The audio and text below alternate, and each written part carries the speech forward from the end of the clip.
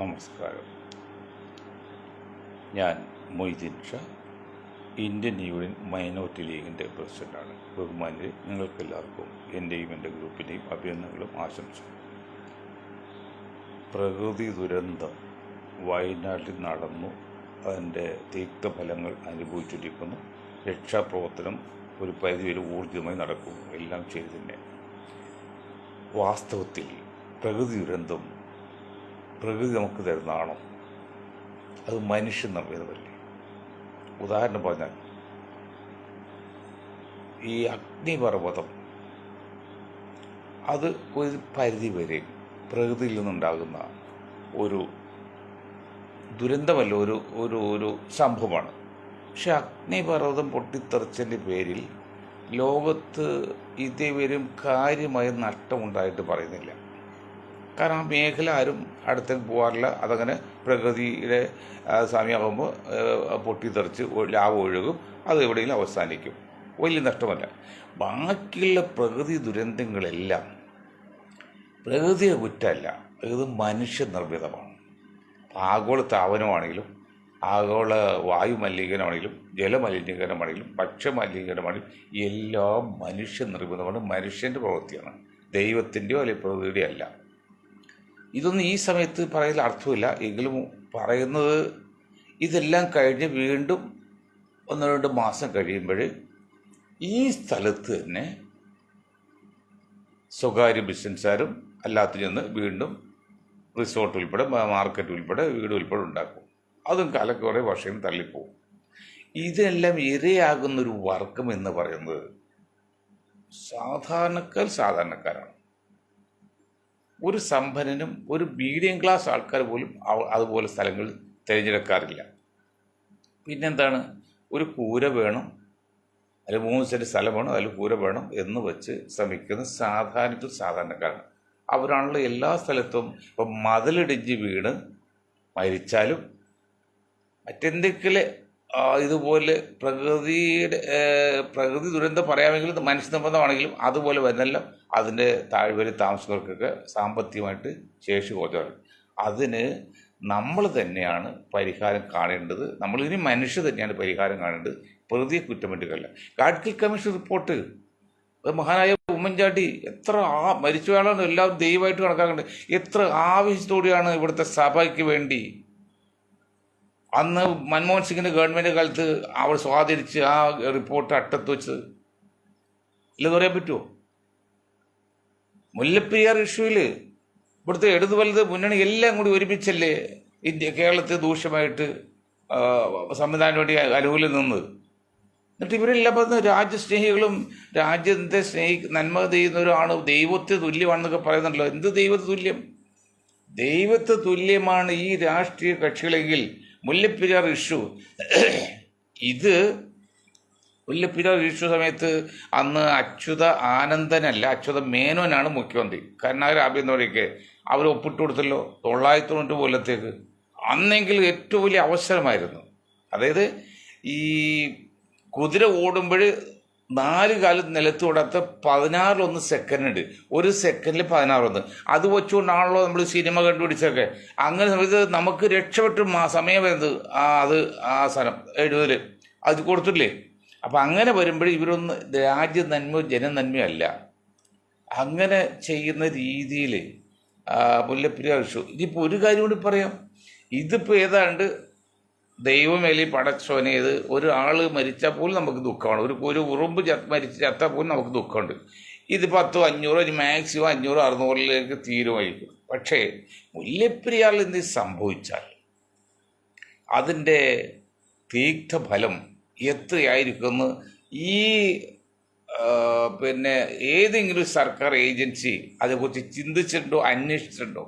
ഇപ്പം ഇന്നലെ ഒരു കാര്യം, ഒരു പൂച്ച സന്യാസി അല്ലെങ്കിൽ ഒരു ദിവ്യൻ, അദ്ദേഹത്തെ ശിഷ്യരായ 8 വയസ്സുള്ള ഒരു ആൺകുട്ടി ഇത് സ്വപ്നത്തിൽ കണ്ടു, 100 ദിവസത്തേക്ക് മുല്ലപ്പെരിയാർ തകർന്നു. അത് ന്യൂസ് വന്ന് ആ വാർത്ത അറിഞ്ഞ കോടതിയോ പോലീസോ സ്വയം കേസെടുക്കണ്ടേ?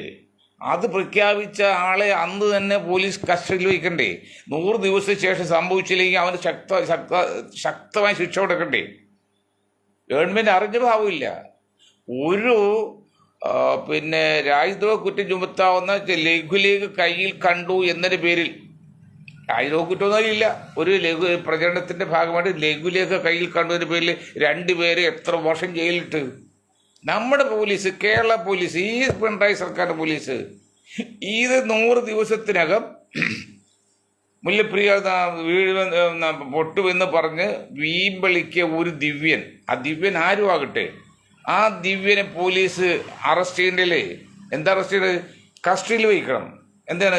100 ദിവസത്തിനുള്ളിൽ ഇത് നടക്കുകയാണെങ്കിൽ ഓക്കെ, നമ്മളെല്ലാം പോകും, പറഞ്ഞിട്ട് കാര്യമില്ല. 100 ദിവസം നടന്നില്ലെങ്കിൽ എത്രയും ജനങ്ങളെ ഭയവിഹുലരാക്കിയ ഇതിന് ശിക്ഷയായിട്ട് കൊലക്കുറ്റം അനുവദിക്കണ്ടേ? കാരണം എത്ര 3.4 കോടി ജനങ്ങളെയാണ് ഇതിൻ്റെ പേരിൽ ഭയപ്പെടുത്തിയിരിക്കുന്നത്. മുല്ലപ്പെരിയാർ ഇഷ്യൂ എന്നുള്ളൊരു വിഷയം തന്നെയാണ്, അത് സംശയമില്ല. അത് ന്യൂയോർക്ക് ടൈംസ് പറയുമ്പോൾ നിങ്ങൾ ശ്രദ്ധിക്കുള്ളൂ, നമ്മൾ പറയുമ്പോൾ ശ്രദ്ധിക്കില്ലല്ലോ.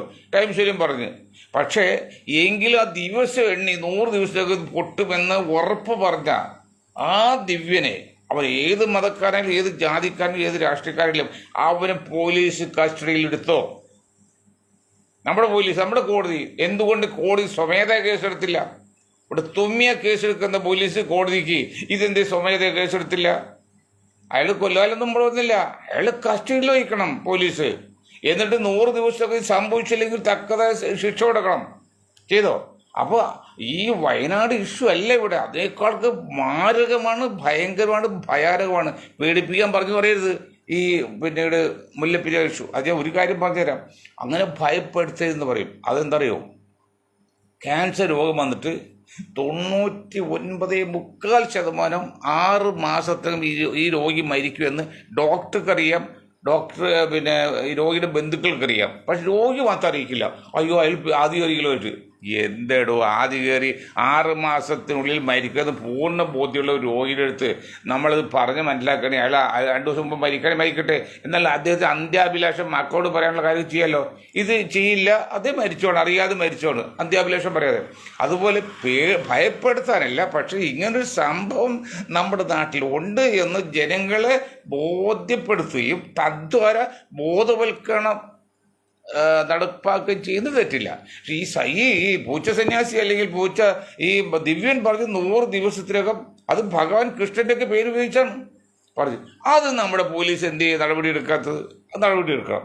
അപ്പോൾ ഈ കാര്യത്തിൽ പിന്നെ നമ്മുടെ പോലീസിൻ്റെയും സർക്കാരിൻ്റെയും കേന്ദ്ര ഗവൺമെൻറ്റിൻ്റെയും ശ്രദ്ധക്കുറവൊന്നും ഇപ്പം പറയാൻ പറ്റിയ സമയമല്ല. ഇപ്പോൾ നമ്മൾ ചെയ്യേണ്ടത് അവിടെ ജീവനുള്ളവരെ എങ്ങനെയും രക്ഷിക്കുക, മരിച്ചവരെ കണ്ടുപിടിച്ച് മറവ് ചെയ്യുക, അവർക്ക് നഷ്ടപരിഹാരം കൊടുക്കുക, സമാധാനം വിട്ടുപോവുക. ഇപ്പോൾ കേന്ദ്ര ഗവൺമെൻറ് സ്റ്റേറ്റ്മെൻറ്റ് കുറ്റപ്പെടുന്ന സമയമില്ല. അത് അമിത്ഷാ പറഞ്ഞു കഴിഞ്ഞു, സ്റ്റേറ്റ് ഗവൺമെൻറ്റിനെ ഇങ്ങനെ കുറ്റപ്പെടുത്തി. അതല്ല പറയേണ്ടത്. കാരണം അങ്ങനെ പറഞ്ഞു അമിത്ഷായുടെ ഗവൺമെൻറ് സ്റ്റേറ്റ് ഗവൺമെൻറ് അറിയിച്ചു എന്നത് സത്യമാണെങ്കിൽ പോലും, സത്യമാണെന്നിരിക്കട്ടെ, ഈ സമയത്ത് പറയാൻ കൊള്ളില്ല. ഈ സമയത്ത് ഇപ്പോൾ അതെല്ലാം രക്ഷപ്പെടുത്തിയതിന് ശേഷം, അതായത് ഒരു പട്ടാളക്കാരൻ്റെ പട്ടിയിൽ പോലീസുകാരെ വണ്ടി പോകുന്ന വഴിയിൽ ഒരു പോലീസുകാരെ കുഴപ്പമുണ്ടെങ്കിൽ നമ്മൾ എന്താ ചെയ്യുക? അപ്പോൾ ശിക്ഷ കൊടുക്കില്ല, അപ്പോൾ അവനെ രക്ഷിക്കും. എന്നിട്ട് ക്യാമ്പിൽ ചെല്ലുമ്പോൾ ഫയർ ചെയ്യുന്നത്, ചിലപ്പോൾ പട്ടാളക്കാർ ചിലപ്പോൾ ഫയർ ചെയ്യും, വെടി ചോലാം, നിയമമുണ്ട് പട്ടാളത്ത്. ജീവലി പോലീസാണെങ്കിൽ അപ്പോൾ ശിക്ഷ കൊടുക്കും, ഓൺ ദ സ്പോട്ടിൽ കൊടുക്കില്ല. ആ ഒരു സാമാന്യ ബുദ്ധി പോലും ഈ അമിത്ഷായ്ക്ക് ഉണ്ടായില്ലെന്ന് നോക്കണം. അമിത്ഷാ അസംബ്ലിയിലെ പറഞ്ഞതല്ല, രാജ്യസഭയിൽ പറഞ്ഞത്, ഞങ്ങൾ അറിയിച്ചാണ് 160 പൈസ നഷ്ടപരിഹാരം കൊടുക്കില്ല എന്തോ പറഞ്ഞായിട്ട് തോന്നുന്നുണ്ട്. അപ്പോൾ അതാണ് നമ്മുടെ ബുദ്ധിയില്ലാത്ത നേതാക്കൾ. അപ്പോൾ ഒരു കാര്യം ചെയ്യുക, ഈ കാര്യത്തിൽ ആരും കുറ്റപ്പെടുത്താതെ നമ്മൾ ഏകോദര സഹോദരങ്ങളെ പോലെ എല്ലാം മറന്ന് കൈമഴി മറന്ന് നമ്മൾ സഹായിക്കുക. ഇന്നലെ പറഞ്ഞ് വീണ്ടും പറയാണ്, മുഖ്യമന്ത്രി ദുരിതാശ്വാസ ഫണ്ടിലേക്ക് നമ്മളതൊക്കെ ചെയ്യാം. മറ്റൊന്ന് ഞാൻ നിർത്താൻ പോകണം, ഇപ്പോൾ കൂടുതൽ സമയം എടുക്കുക. മറ്റൊന്ന്, ഇപ്പോൾ ഹമാസിൻ്റെ നേതാവിനെ ഇറാനിൽ വെച്ച് ഇന്നലെ കൊലപ്പെടുത്തി. അപ്പോൾ ഇത് കേട്ടപ്പോൾ ഇന്നത്തെ ചർച്ച പറയുന്നു, അയ്യോ ഇനി നീണ്ടുപോകും, അതുകൊണ്ട് യുദ്ധം തീരുമില്ല എന്ന് പറയുന്നുണ്ട്. പക്ഷേ അതൊരു ചെറിയ പോയിൻ്റുള്ളൂ. മറ്റുള്ളവർ പറയുന്നേക്കാൾ എന്തെങ്കിലും വ്യത്യസ്തമായിട്ട് പറഞ്ഞാലേ നമ്മൾ കാര്യമില്ല, പറഞ്ഞാൽ അവർക്ക് കാര്യമില്ല. അപ്പോൾ ഇന്നാൾ ചർച്ചയിൽ ഒരു വിദേശകാര്യ ലേഖനിൽ വിദേശകാര്യ വിഷയം സംസാരിക്കുന്ന വക്താവ് പറഞ്ഞ്, ഇസ്രായേൽ ഇതേവരെ കാര്യമേ നേട്ടമില്ല, അപ്പോൾ എന്തെങ്കിലും നേട്ടം ഉണ്ടായിട്ട് വേണം യുദ്ധം നിർത്താൻ.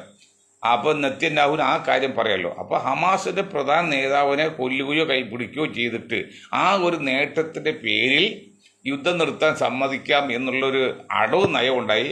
അതിനുവേണ്ടി ഒരുപക്ഷെ ഹമാസിൻ്റെ അല്ലെങ്കിൽ അത് ചിന്തിക്കുന്ന ഒരു ചെറിയ അനുകൂല സഹായം ഉണ്ടാകും, ഒരാൾ പോയാലും പ്രശ്നം തീരുമല്ലോ എന്നുള്ള രീതിയിൽ ഉണ്ടാകും എന്നൊരു ചർച്ച പറഞ്ഞു. അന്ന് ഞാനത് അത് ഉൾക്കൊള്ളാതിരുന്നില്ല, പക്ഷേ എങ്കിലും ഇങ്ങനെയൊക്കെ ഒന്ന് ചെയ്യാതെ. പക്ഷെ ഇപ്പോൾ അത് സംഭവിച്ചു.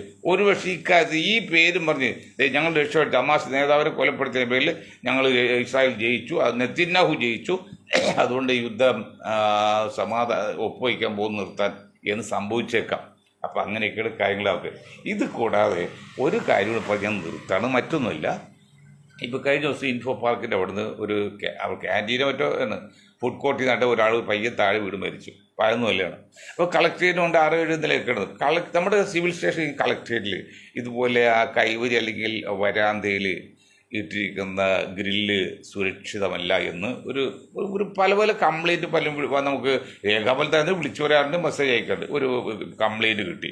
അപ്പോൾ ഒരു കളക്ടറും ബന്ധപ്പെട്ട ആൾക്കാർ ശ്രദ്ധിക്കാണ്ട് ഒരു 6 അടി പൊക്കത്തെങ്കിലും അവിടെയുള്ള വരാന്തയ്ക്ക് ഗ്രില്ല് ഇട്ട് കൊടുക്കണം. ഒന്നാലും മൊത്തം കവർ ചെയ്ത് ഗ്രില്ലിടാം, അപ്പോൾ വെളിച്ചം കിടക്കും. അല്ലെങ്കിൽ 6 അടിയെങ്കിലും ഇട്ട് കൊടുക്കണം. മറ്റൊന്ന്, നമ്മൾ വെഹിക്കിൾ ഇൻസ്പെക്ടർമാരൊക്കെ ഒരു വണ്ടി പിടിച്ചാൽ ഫൈൻ കൊടുക്കുന്ന ആ റെസിപ്റ്റിൽ, അതൊന്നും ഇപ്പോൾ ഒരു പാർട്ടി പറഞ്ഞാണ്, റെസിപ്റ്റിൽ ഹിന്ദിയും ഇംഗ്ലീഷും മാത്രമേ ഉള്ളൂ. നമ്മൾ ഇന്ത്യ ഗവൺമെൻറ് വർഷങ്ങളായിട്ട് തുടർന്നു പോകുന്ന ഒരു നയമാണ് ത്രിതല ഭാഷാ സമ്പ്രദായം. 3 തലം. എന്താണ്? പ്രാദേശിക ഭാഷ, ഇംഗ്ലീഷ്, ഹിന്ദി. അങ്ങനെ വരുമ്പോൾ സ്റ്റേറ്റിൻ്റെ കാര്യം കൂടി അതുകൊണ്ട് നിർബന്ധമായിട്ടും മലയാളം കൂടി വേണ്ടതായിരുന്നു. അത് എന്തേ മറ്റേ ഗണേഷ് കുമാറെ നിങ്ങൾ ശ്രദ്ധിക്കാത്തതെന്ന് പറയണം. അതിൽ മലയാളം, പ്രാദേശിക ഭാഷ എന്നാൽ മലയാളം, പിന്നെ ഇംഗ്ലീഷ്, ഹിന്ദി, ഇത് 3. അതാണ് നമ്മൾ സ്വീകരിച്ച ഒരു മെത്തേഡ്. ആ മെത്തേഡ് പാലിക്കണമെന്ന് പറഞ്ഞുകൊണ്ട് ഞാൻ എൻ്റെ വാക്ക് നിർത്താൻ. നിങ്ങൾക്ക് ഒരായി നന്ദി. ജയ് ഹിന്ദ്.